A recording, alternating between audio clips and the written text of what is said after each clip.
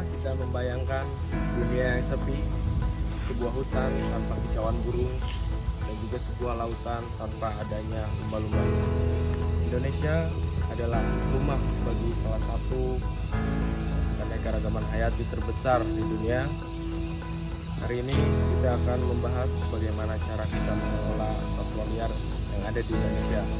Hal ini untuk menjamin keberadaan satwa liar sebagai pelengkap ekosistem yang ada agar ekosistem dapat berjalan dengan semestinya di alam, menjadikan pemanfaatan yang berlanjutan dan juga pelestarian yang bermanfaat.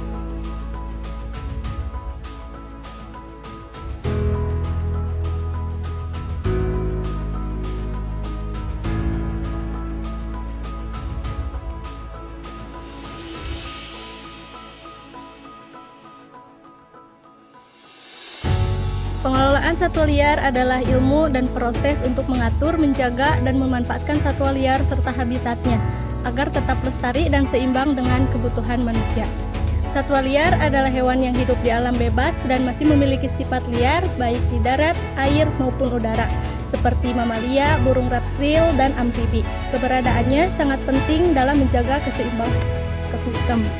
Pengelolaan satwa liar penting karena satwa memiliki nilai ekologis, ekonomi, dan sosial bagi manusia. Namun, populasinya semakin terancam akibat aktivitas manusia seperti perusakan habitat dan perburuan. Oleh karena itu, pengelolaan diperlukan untuk menjaga kelestarian satwa dan keseimbangan lingkungan.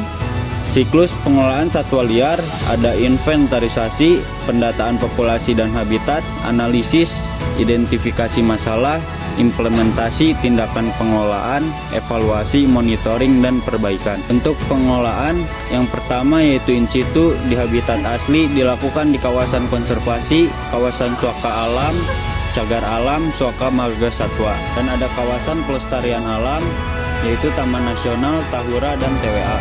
Perbedaannya, cagar alam perlindungan penuh, minim campur tangan, suaka marga satwa boleh ada pembinaan habitat. Yang kedua ada ex situ di luar habitat asli, dilakukan untuk menyelamatkan satwa seperti kebun binatang, taman safari, penangkaran, pusat rehabilitasi, berfungsi sebagai cadangan genetik jika satwa punah di alam. Motivasi dan juga pembatas satwa liar adalah pergerakan yang dipicu oleh kebutuhan pakan air, tempat berkembang biak, dan kondisi cuaca. Faktor pembatas utamanya adalah ketersediaan makanan dan keberadaan predator. Konsep dan juga wilayah pergerakan satwa liar ini diliputi dengan home range atau wilayah jelajah. Area tetap yang dikunjungi satwa untuk memenuhi seluruh kebutuhan hidup. Luasnya sebanding lurus dengan ukuran tubuh satwa. Lalu ada teritori, bagian dari wilayah jelajah yang dipertahankan secara aktif dari individu sejenis untuk menjamin akses sumber daya. Tipe pergerakan satwa liar ada dua, diantaranya ada nomadik. Pergerakan tidak tetap dengan rute yang sulit dikenali, memiliki contoh hewan seperti banteng tua yang soliter. Lalu ada migrasi, pergerakan musiman dengan rute tetap untuk mencari pakan, lokasi reproduksi, atau menghindar iklim ekstrim. Satwa liar memiliki adaptasi dan juga interaksi. Satwa ini dapat melakukan adaptasi dorman saat kondisi lingkungan tidak mendukung. Pemangsaan juga berperan mengendalikan kelimpahan populasi agar tidak merusak habitat. Satwa liar juga memiliki implikasi manajerial. Pemahaman pergerakan sangat penting untuk menentukan batas kawasan lindung, lokasi koridor satwa, dan mitigasi konflik satwa manusia. Gangguan manusia dapat menerus konektivitas ataupun memutus konektivitas ekosistem melalui fragmentasi habitat. Ekologi habitat satwa liar. Habitat adalah wilayah biotik dan abiotik yang menyediakan kebutuhan bagi spesies untuk hidup, tumbuh, dan berkembang biak secara normal.